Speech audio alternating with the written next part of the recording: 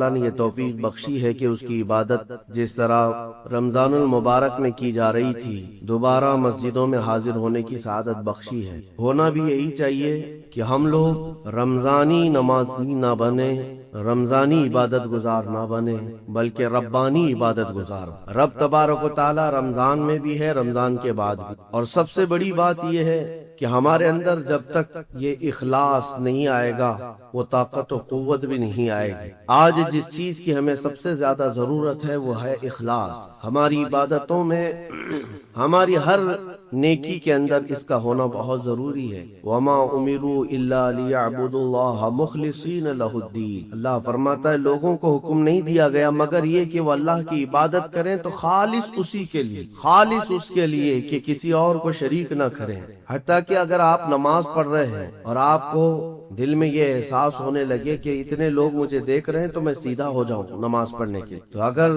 لوگوں کے دکھاوے یا ریاکاری کی نیت آئی تو اس کو شرک خفی کہا گیا۔ یہ چھوٹا شرک ہے، چھپا ہوا شرک ہے، عام گناہ کی بات نہیں، شرک کی بات کر رہا ہوں۔ کیونکہ خالص اللہ تعالیٰ کے لیے جو عبادت ہونی تھی اس میں تم نے دوسروں کو بھی شریک کر لیا ہے، دوسروں کی رضا، دوسروں کے خیال، دوسروں کی مرضی۔ یہ ایک ایسا مرض ہے جس نے ہمیں پکڑ رکھا ہے۔ آج لوگ کیا بولیں گے، لوگ کیا کہیں گے، اسی مرض میں پوری زندگی گزر جاتی ہے۔ ڈھنگ کے طریقے اپنا نہیں پاتا ہمارا نوجوان صرف اسی بات پر کہ لوگ کیا بولیں۔ ٹوپی پہننے میں شرم آتی ہے کہ لوگ کیا بولیں گے، داڑھی رکھنے میں شرم آتی ہے لوگ کیا بولیں گے۔ لوگ کچھ نہیں بولیں گے، جب تم مرو گے تو صرف انا للہ بولیں گے اور کچھ نہیں، انا للہ و انا الیہ راجعون۔ اس کے علاوہ کیا کہیں گے آپ کے مرنے کے وقت؟ میرے عزیزو، لوگوں کے احوال اور ان کے کوائف الگ الگ ہیں۔ تم اگر لوگوں کے لیے جیتے رہو گے تو کبھی قرار و سکون نہیں آ سکتا۔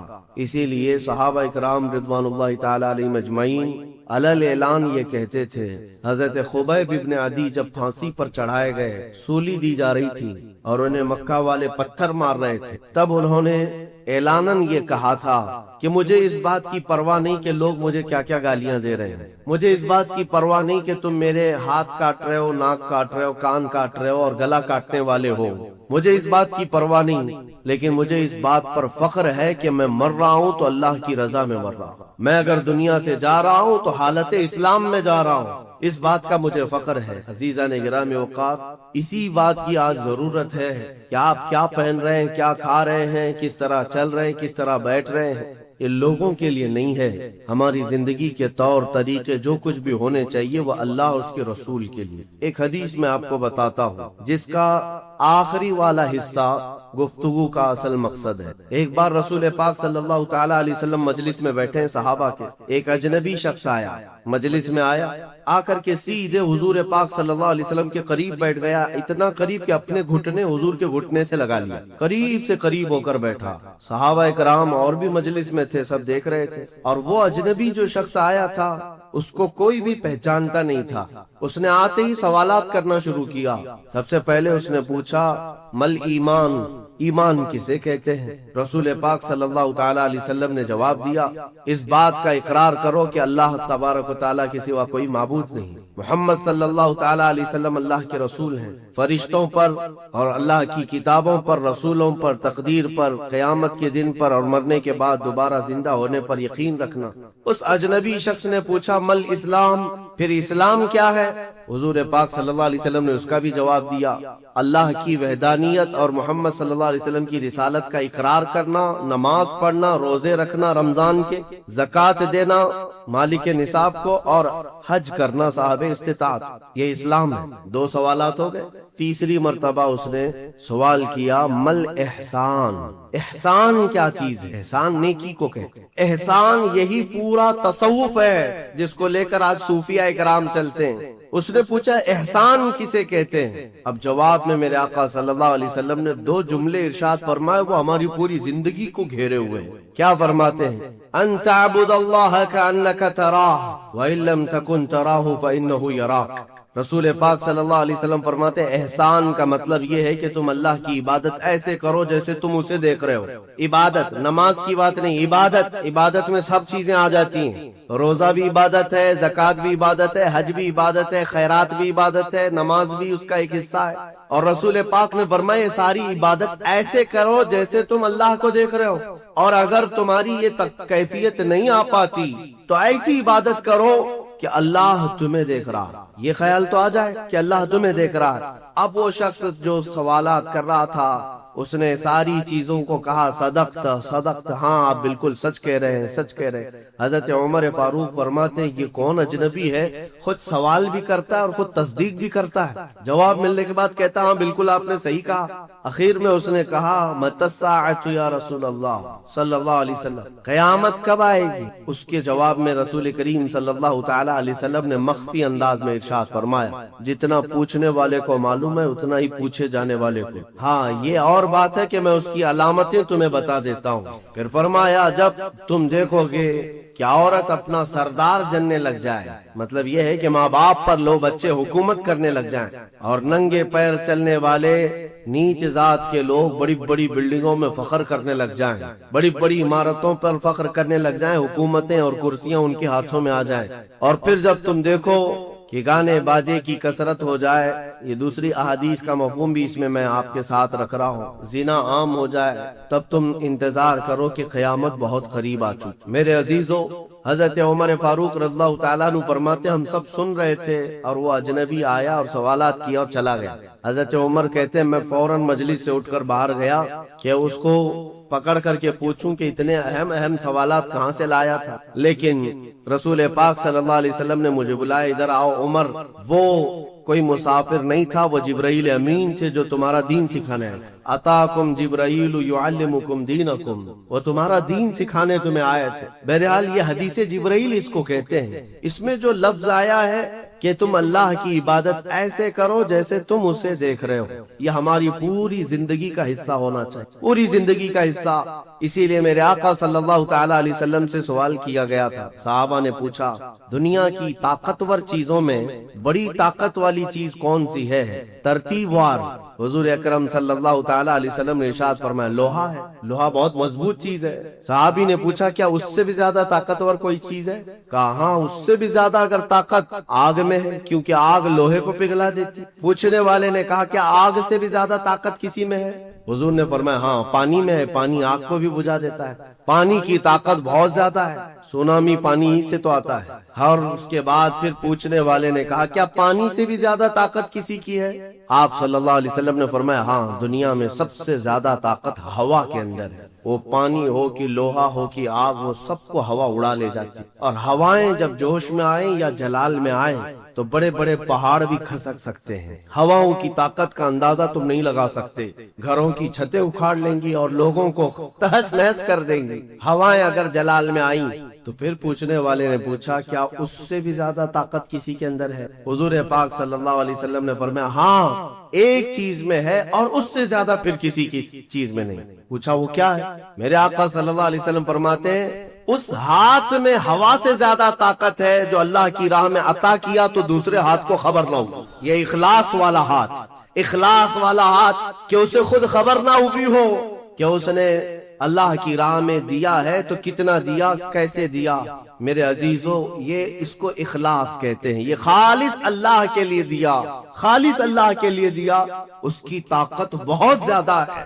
اب آپ کو میں وہ نکتہ بھی سمجھا دوں. اولیاء اکرام کی کرامتیں سنتے رہتے ہیں، میاں وہ کیا کھا کر کے اتنی طاقت بنائے تھے. غوث پاک رضی اللہ تعالیٰ عنہ بغداد میں بیٹھے ہوں اور دریا میں اگر سیلاب یا طوفان آ جائے اور کشتی بھنور میں پھنسنے لگے تو کئی واقعات ہیں کہ کشتی میں بیٹھے ہوئے مسافروں نے دیکھا کہ غوث پاک تشریف لائے، ان کی کشتی کو سل دیا، سنبھالا. جن کشتیوں میں پھٹن تھی یا پانی آ رہا تھا، یہ طاقت کیسے، یہ تصرف کیسے ان کے پاس حاصل ہوا؟ کوئی کھانا پانی ایسا ہے دنیا میں جس کو کھانے کے بعد اتنی بڑی طاقت مل جاتی ہے؟ میرے عزیزو یہ اولیاء کاملین کے پاس جو بھی طاقت تھی وہ اخلاص کی طاقت، وہ جو عمل کرتے تھے وہ خالص اللہ کے لیے کرتے تھے، خالص اللہ کے لیے، اور وہ اپنے آپ کو تک فنا کر چکے ہوتے اللہ رب العزت کی بارگاہ میں۔ اسی لیے میرے عزیزو ان طاقتوں کے سامنے دنیا کی کوئی طاقت ٹک نہیں پاتی، اخلاص کی طاقت۔ آج تم کر کے تو دیکھو، اللہ رب العزت کی بارگاہ میں اگر مخلص ہو گئے تو شیطان جو چیلنج کر کے آیا تھا اللہ کی بارگاہ میں، لَأَقْعُدَنَّ لَهُمْ صِرَاطَكَ الْمُسْتَقِيمَ، مولا میں تیرے سیدھے راستے پر بیٹھ جاؤں گا، جو بھی تیرے سیدھے راستے سے گزرے گا میں اس کو بہکاؤں گا، کبھی دائیں جانب سے، کبھی بائیں جانب سے، کبھی آگے سے، کبھی پیچھے سے۔ قرآن کی آیت میں بتا رہا ہوں آپ کو، 8ویں پارے میں اللہ نے فرمایا، شیطان یہ چیلنج کیا اللہ سے، قیامت تک تو مجھے مہلت دے دے، میں تیرے بندوں کو بہکاؤں گا۔ اور پھر اللہ تبارک و تعالیٰ سے وہ کہتا ہے کہ ان سب کو سیدھے راستے سے میں ہٹاؤں گا، لیکن شیطان نے آخر میں ایک جملہ یہ بھی کہا، مولا یہ جتنے بھی سیدھے راستے پر چلیں گے ان کو بہکا تو دوں گا، الا عبادک منہم المخلصین، مگر تیرے وہ بندے جو اخلاص کے ساتھ تیری عبادت کرتے ان پر میرا داؤ نہیں چل سکے، میں انہیں نہیں بہکا سکوں گا۔ اب اندازہ کرو کہ شیطان جس کے پاس ساری طاقتیں آ جاتی ہیں باطل طریقے سے وقتی طور پر، وہ عاجز آ گیا، تو پھر دنیا کی یہ چھوٹی موٹی طاقتیں تمہارا کیا بگاڑ لیں؟ اگر اخلاص تمہارے اندر آ جائے، خلوص کی دولت آ جائے، دنیا میں جو کچھ بھی کر رہے ہو سب دکھاوے کے لیے نہیں ہے، کچھ عبادتیں ایسی ہیں جو تمہارے ساتھ راز رہے تمہارے اور تمہارے پروردگار کے بیچ۔ ہر بات کی تشہیر کرنا ضروری نہیں ہوتا کہ لوگوں کی مدد آپ نے کیا تو پیپر میں چھاپ دیا، اور آپ کوئی نیکی کر رہے ہیں تو ضروری نہیں ہوتا کہ ہر چیز کی تشہیر کی جائے۔ ہاں کچھ چیزوں میں حکمت اور مصلحت ہو سکتی ہے کہ لوگوں کو نیکی کی طرف بلانے کے لیے اعلان کیا گیا ہو، لیکن ہر چیز میں نہیں۔ عزیزان گرامی وقار، اخلاص جب کسی کے پاس ہو تو ایک اور حدیث میں آپ کو بتا دوں، بندے جو عبادت کرتے ہیں یہاں پر دنیا میں بھی، سب کا کچھ نہ کچھ ایک غرض ہے، کچھ نہ کچھ ایک مقصد ہے۔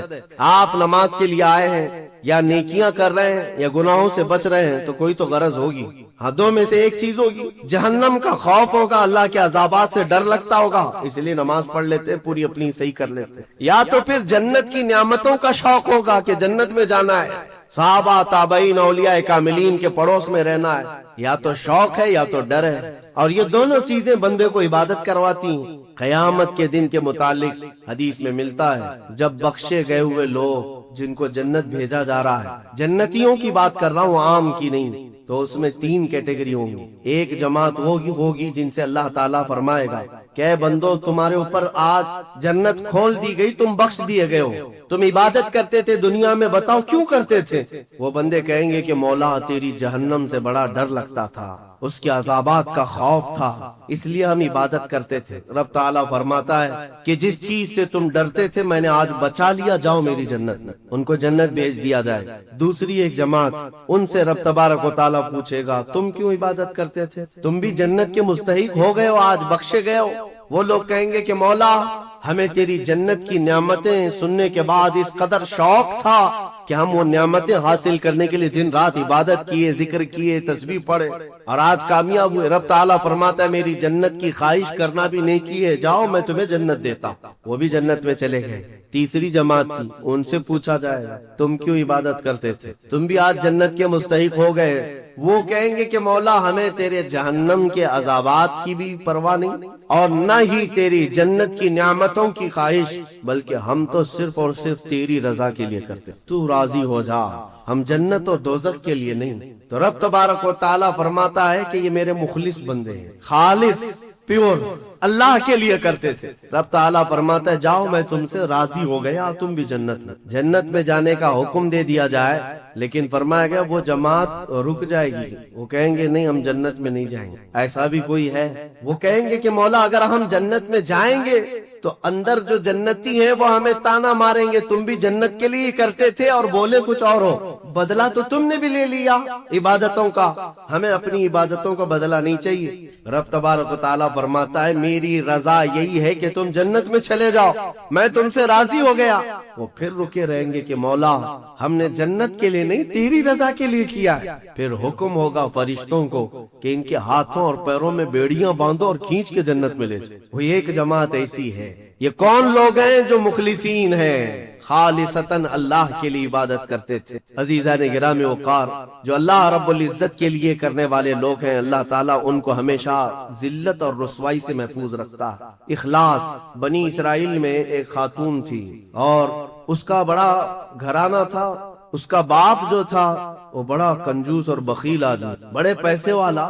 ایک دن ایسا ہوا کہ یہ جو لڑکی تھی، جوان لڑکی، اس نے باہر ایک فقیر کو دیکھا جو بڑا مجبور تھا، ضرورت مند تھا، اس کو اٹھا کر کے اچھی خاصی دولت اپنے باپ کی دے دی، اور باپ کو پتا چلا تو اتنا غصے میں آیا کہ میں پوٹی کوڑی نہیں دیتا اور تو اتنی بڑی دولت اٹھا کر دے دی، اور غصے میں اپنی بیٹی کا ہاتھ کاٹ دیا، اس کا ہاتھ کٹ گیا۔ غصے میں تھا باپ، بخیل تھا، ہاتھ کاٹ دیا۔ بہرحال کٹے ہوئے ہاتھ کے ساتھ وہ رہنے لگی تھی، اللہ رب العزت کی رضا چاہنے والی۔ کئی دن تک اسی طرح گزر گئے۔ اب باپ بڑے پیسے والا تھا اس زمانے میں، وہ ہاتھ چھپا کر کے رہی۔ پھر اس کا رشتہ آیا ایک بہت بڑے خاندان سے، اور بڑے خاندان کا جو شہزادہ تھا اس نے پسند کر لیا۔ شادی کی ڈیٹ قریب آئی، ان لوگوں نے ہاتھ نہیں دیکھا، بس چہرہ اور باقی ساری چیزیں دیکھی، اور انہوں نے بھی چھپا رکھا کہ ہاتھ نہیں ہے۔ کٹے ہوئے ہاتھ کے ساتھ کون شادی کرے گا؟ بہرحال شادی ہو گئی۔ شادی ہونے کے بعد وہ گھر رخصت ہو گئی، اپنے نئے دولہے کے ساتھ وہ اپنے گھر پر بیٹھی دسترخوان پر۔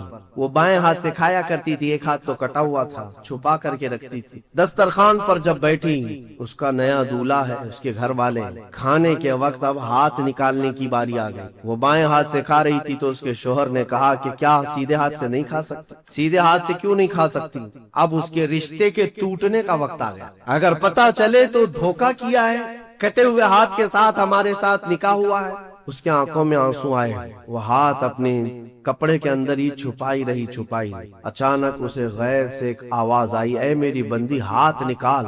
اس نے اپنے دوپٹے کے اندر سے ہاتھ نکالا تو سیدھا ہاتھ پورا صحیح سلامت تھا۔ پھر وہ زمانہ موسیٰ علیہ السلام کا تھا، ان کی بارگاہ میں حاضری دے کر اس نے اپنا یہ واقعہ سنایا۔ سیدنا موسیٰ کلیم اللہ فرمانے لگے، مولا نے مجھے یہ وحی دے کر بھیجا اور ارشاد فرمایا کہ اے موسیٰ، ہم اس ہاتھ کو شرمندہ نہیں ہونے دینا چاہتے جو ہاتھ میری بارگاہ میں اخلاص سے اٹھاؤ۔ میرے عزیزو، یہ اخلاص کی دولت، جو خالصتاً اللہ کے لیے کچھ کیا ہو، مولا اسے کبھی ذلیل نہیں ہونے دے، اسے بے عزت نہیں ہونے دے گا۔ اسی لیے کچھ کام ایسے کر جاؤ جو خالصتاً اللہ کے لیے ہو، رب تبارک و تعالیٰ کے لیے اب تک کیا کیا ہے اس کا بھی آپ کے پاس کچھ تو ہونا چاہیے۔ اگر اپنی زندگی میں آپ احتساب کریں، اپنا ہی محاسبہ کریں کہ میں جوانی سے لے کر اب تک جتنے کام کیا ہوں، کوئی کام ایسا ہے جو خالص اللہ کے لیے کیا ہو؟ رسول پاک صلی اللہ تعالیٰ علیہ وسلم کی ایک حدیث میں آپ کے سامنے عرض کرتا ہوں، اخلاص میں کتنی طاقت ہے وہ بتاتا ہوں۔ حضور اکرم صلی اللہ علیہ وسلم فرماتے ہیں، صحیح حدیث ہے یہ، 3 لوگ سفر پر تھے، 3 دوست تھے، یہ تینوں سفر پر تھے اور یہ پہاڑوں کے راستے سے جا رہے تھے۔ ایک پہاڑ کے غار میں ان لوگوں نے پناہ لینے کے لیے تھوڑی دیر آرام کیا اور بارشیں شروع ہو گئیں، طوفانی بارش، اور ایسی بارشیں آئی کہ پہاڑ کے پتھر کھسکنے لگے اور بہت بڑی چٹان کھسک کر کے یہ غار کے منہ پر آ کر گر گئی۔ غار بند اور یہ اندر 3 بیٹھے ہوئے، ہاتھ کے ہلانے سے تو پتھر جانے والا نہیں، ایک بڑی چٹان گر کر کے بند ہو چکی، ان کی قبر وہیں بننے والی۔ 3 لوگ ہلا کر کے کیا ہٹا سکتے تھے؟ اب تینوں لوگوں نے کیا کیا؟ میرے آقا صلی اللہ علیہ وسلم فرماتے ہیں تینوں رونے لگے کہ اب ہماری موت یہیں پر ہونے والی ہے، ختم ہے، لیکن اس سے پہلے چلو اللہ کی بارگاہ میں اپنی زندگی کی کوئی ایسی چیز ہو جو تم نے خالص اس کے لیے کیا تھا، اس نیکی کو وسیلہ بنا کر کے دعا کرتے ہیں، دیکھتے ہیں پتھر ہٹتا ہے کیا۔ تو تینوں نے اپنی اپنی زندگی کی ایک ایک چیزیں شمار کرنا شروع کیا۔ توجہ چاہتا ہوں، پہلے ایک بندہ سجدے میں گرتا ہے اور عرض کرتا ہے، مولا تو جانتا ہے میری ایک بوڑھی ماں تھی، ماں کی خدمت بہت کیا کرتا تھا، ماں کی بہت تعظیم کرتا تھا۔ ایک دن رات کو جب میں گھر پہنچا تو میرے پاس صرف ایک روٹی تھی اور تھوڑا سا دودھ تھا۔ میرے گھر کے کئی بچے تھے، بچے بھی بھوکے تھے، لیکن میری ماں بوڑھی تھی، تو میں جب بھی گھر رات کو پہنچتا پہلے اپنی ماں کو کھلاتا، اس کے بعد اپنے بچوں کو کھانا دیتا۔ اس دن ایسا ہوا کہ میرے پاس صرف ایک روٹی اور تھوڑا سا دودھ تھا، ماں بھی بھوکی تھی اور بچے بھی۔ بچے آ کر لپٹ گئے، کہنے لگے کہ ہمارے لیے کھانا، بھوک کی شدت ہے۔ میں نے بچوں کو تھوڑی دیر کے لیے بٹھایا گھر کے باہر اور اس روٹی کو چور کر دودھ میں اپنی بوڑھی ماں کو کھلایا۔ میری بوڑھی ماں جو بھوکی تھی وہ پوری روٹی کھا گئی اور پورا شکم سیر ہو کر وہ دعا کرتے ہوئے سو گئی۔ اس رات کو میں بھی بھوکا رہا، میرے بچے بھی بھوکے رہے، ہمارے گھر میں اس کے علاوہ کوئی کھانا نہیں تھا۔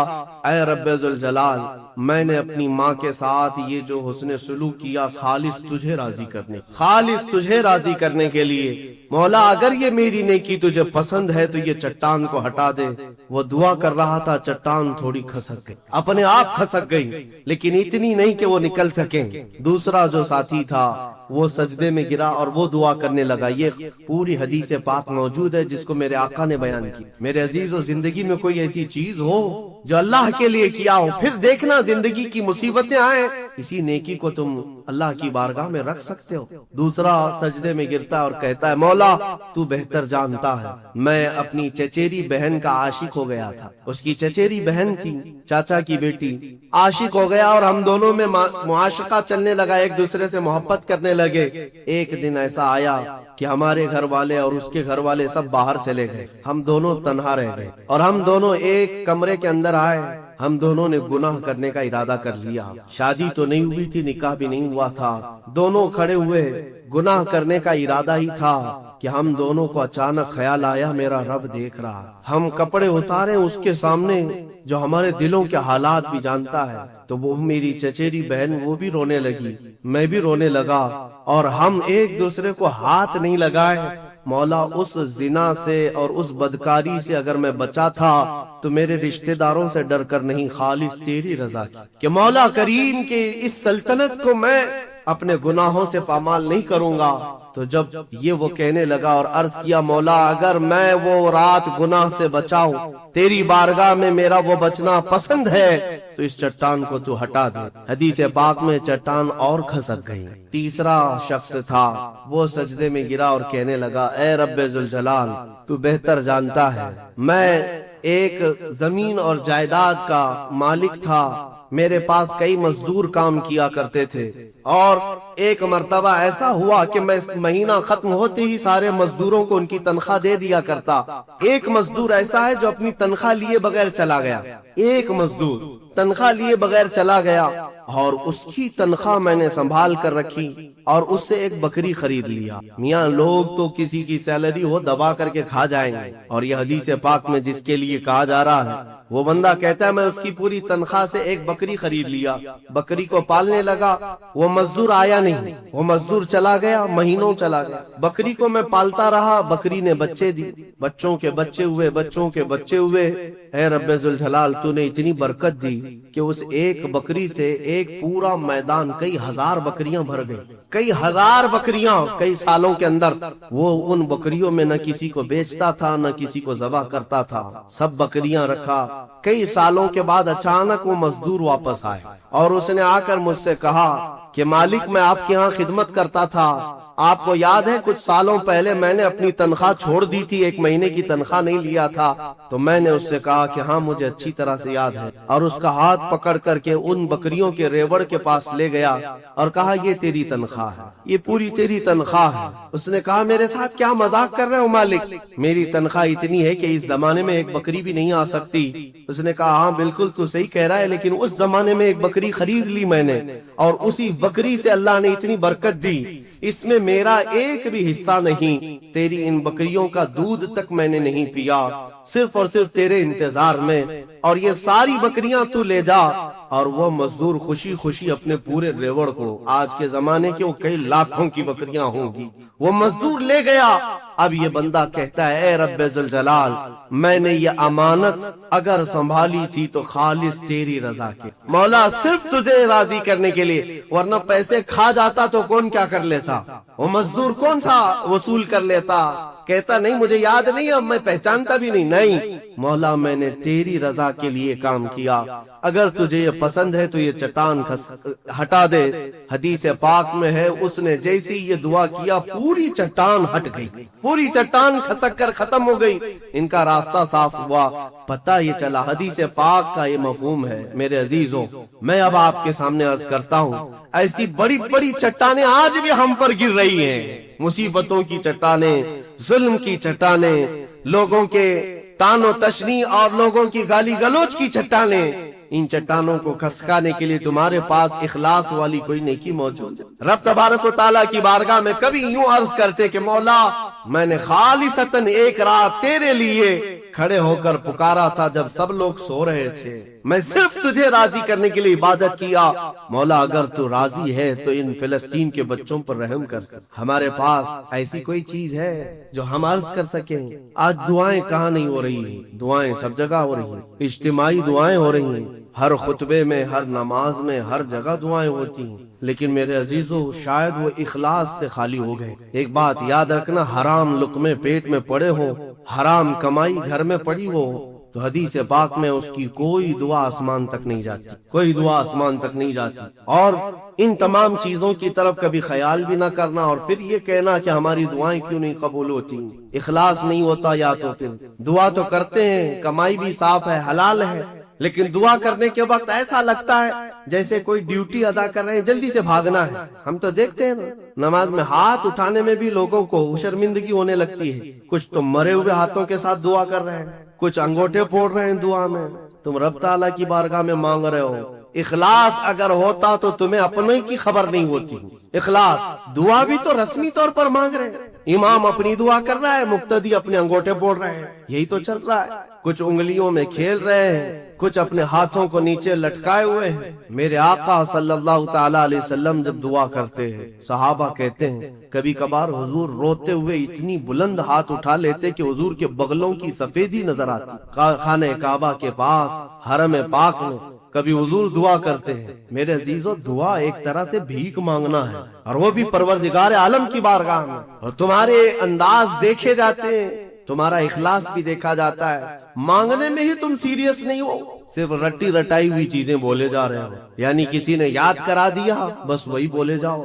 تمہارا دل کب کہہ رہا ہے، دل کی حضوری کے ساتھ کب کہہ رہے ہو؟ کچھ چیزیں خاص ہیں، صغیرہ کبیرہ ہمارے معاف کر دے، اس کو پتہ ہی نہیں صغیرہ کون ہے کبیرہ کون ہے، یہ تو رٹی ہوئی چیزیں بولے جا رہے ہو۔ اے اللہ ہمارے صغیرہ کبیرہ معاف کر دے، کیا ہے صغیرہ کبیرہ کچھ پتہ نہیں، مولوی صاحب نے سکھایا تھا۔ دل کا جب حضور نہیں، دل کا اخلاص نہ ہو تو پھر کیا چیز مانگ رہے ہو اللہ کی بارگاہ میں؟ اخلاص یہ سب سے بڑی طاقت ہے، اگر یہ نہیں ہے تو عبادتوں کی جان ہی نہیں ہے، عبادتوں کی جان ہی نہیں ہے، عبادتوں کی جان اخلاص ہے۔ یہاں تک کہ امام غزالی رحمۃ اللہ تعالی علیہ نے ایک واقعہ ایسا بھی لکھا ہے، وہ پڑھنے کے بعد مجھے بڑی حیرت ہوتی ہے۔ ایک بزرگ تھے، 30 سال تک انہوں نے پہلی صف میں کھڑے ہو کر نماز ادا کی، 30 سال تک ایک بھی نماز ان کی تکبیر اولا بھی نہیں چھوٹی امام کے پیچھے۔ تکبیر اولا، امام جب پہلی تکبیر باندھ رہا ہے اس تکبیر میں وہ حاضر رہتے تھے، جماعت تو دور کی بات ہے، چھوٹنا، پہلی تکبیر کبھی نہیں چھوٹی 30 سال تک۔ 30 سال کے بعد ایک دن ایسا اتفاق ہوا کہ وہ مغرب میں لیٹ ہو گئے، ایک رکعت ہو گئی، اور 30 سال کے بعد صفیں بھر گئی تھی، پیچھے جگہ ملی، وہ آئے اور کہا آج اگر میں پیچھے نماز پڑھوں گا سب گھوم گھوم کے مجھے دیکھیں گے۔ 30 سال سے جو پابند تھا کہاں گیا، کہاں گیا؟ ہوتا یہی ہے، وہ شرمندگی کے مارے کہ لوگ مجھے دیکھیں گے، کیا سوچیں گے، گھر چلے گئے، گھر جا کر مغرب پڑھ لی۔ عشاء میں آنے میں پھر ڈر لگنے لگا کہ اب تو پوری نماز میں ہی نہیں گیا تھا، لوگ سوچیں گے 30 سال کے بعد پہلی نماز آپ کی نہیں ہوئی ہے، کہاں گئے تھے، کہاں گئے؟ عشاء میں بھی نہیں آئے، عشاء میں بھی نہیں آئے۔ اس زمانے میں ایک بڑے کامل بزرگ تھے، ان کو خبر کی گئی آج ایک بڑا حادثہ ہو گیا ہمارے شہر میں۔ کہا کیا؟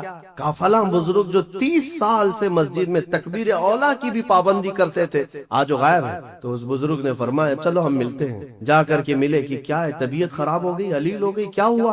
انہوں نے کہا کچھ ہوا نہیں، لیکن تھوڑا سا لیٹ ہو گیا مغرب میں، اور پھر پیچھے جگہ مل گئی 5-6 صفوں کے پیچھے۔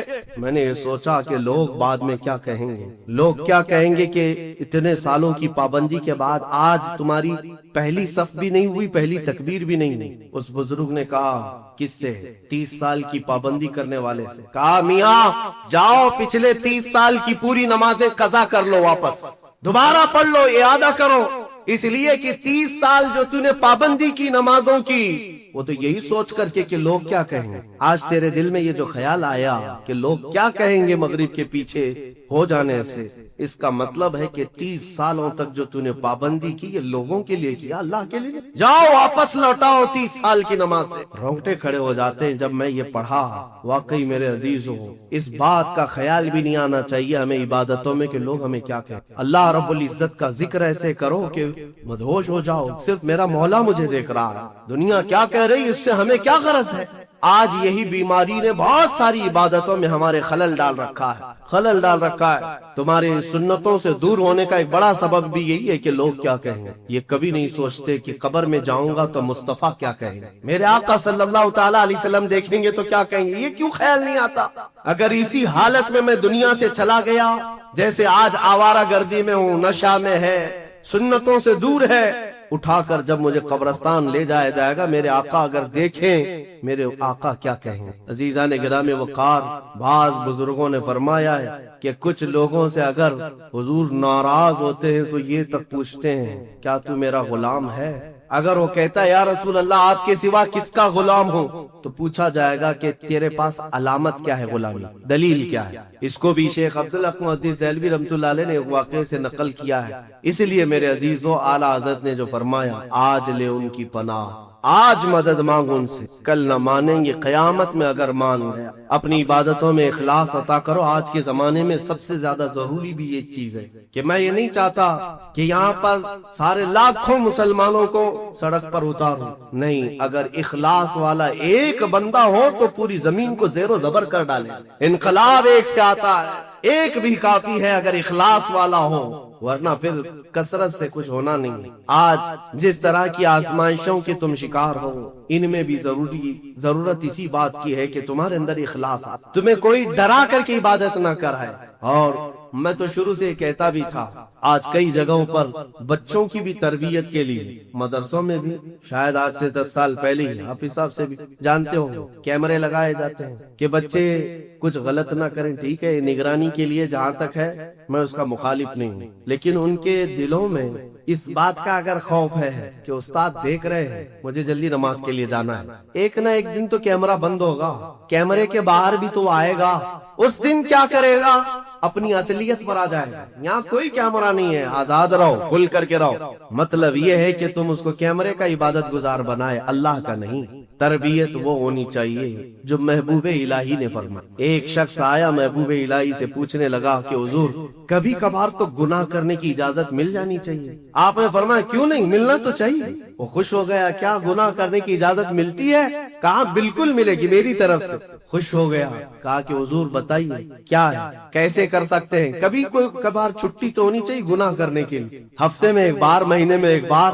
محبوب الہی نے فرمایا بالکل، دو شرطیں ہیں میری، اگر وہ پورا کر لے تو تجھے اجازت ہے میری طرف سے گناہ کرنے کی۔ کہا بتائیے۔ محبوب الہی نے فرمایا پہلی شرط یہ ہے کہ جب گناہ کرنا ہو تو اللہ کی زمین سے باہر نکل کر کرنا، اس کی سلطنت سے باہر جا کر کرنا، جہاں اس کی سلطنت نہ ہو وہاں جا کر گناہ کرو، شوق سے کرو۔ اس نے کہا حضور کوئی ذرہ ایسا ہے جو میرے مولا کی سلطنت سے خالی ہے؟ کوئی ایسی جگہ ہے جو اللہ کی خدائی سے خالی ہے؟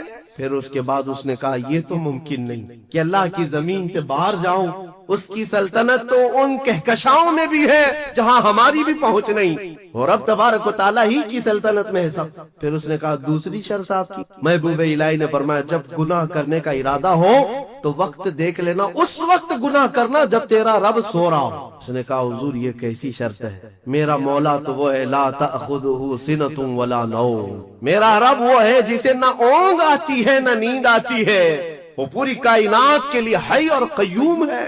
تو محبوب الہی نے کہا ظالم، جب تجھے یہ دونوں باتیں معلوم ہیں کہ تو اس کی سلطنت سے باہر نہیں جا سکتا اور اس کی غفلت کا ایک لمحہ کیا ایک آن بھی نہیں آ سکتی، تو کیا تجھے اس بات کی شرم نہیں آتی کہ اسی کی زمین پر اسی کے دیکھنے کی حالت میں گناہ کروں؟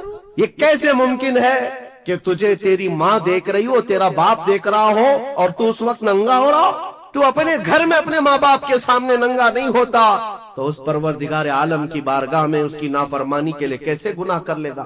زمین اس کی، سلطنت اس کی، اس کا کھا رہا ہے، اس کا پی رہا ہے، اس کی ہوائیں استعمال کر رہا ہے، ساری نعمتیں اسی کی دی ہوئی ہیں، اور تو کہتا ہے کہ گناہ کی اجازت چاہیے؟ اور پھر اللہ رب العزت ایک آن کے لیے بھی جب غافل نہیں ہے تو کیا اس بات کی شرم نہیں آتی کہ رب تعالیٰ دیکھ رہا ہو اور اس وقت تم گناہ کر رہے ہو؟ عزیزان گرامی، یہی وہ عبادت کا اعلیٰ درجہ ہے جو محبوب الہی نے سکھایا کہ کسی کے اندر یہ دو تصور آ جائیں کہ میرا مولا ہر گھڑی مجھے دیکھ رہا ہے اور میں جہاں جاؤں گا اسی کی سلطنت میں جاؤں گا، یہ اخلاص ہے، پھر یہ عبادتوں کی جان ہے۔ پھر دیکھنا آپ کی عبادتوں میں لطف کیسا آئے گا اور مزہ کیسا آئے گا، عبادتوں کا طور طریقہ ہی بدل جائے گا۔ ہاں، یہاں آ کر کے پھر نماز میں حساب کتاب نہیں شروع کریں گے، نماز میں آ کر کے بازار کی باتیں تمہارے دماغ میں نہیں گھومیں گی، امام پتہ نہیں کیا پڑھ رہا ہے، مقتدی کہیں اور پہنچا ہوا ہے، یہ کیوں ہو رہا ہے؟ اخلاص نہ ہونے کی وجہ سے، دل کے اندر اخلاص نہیں، خالص اللہ کے لیے کرے۔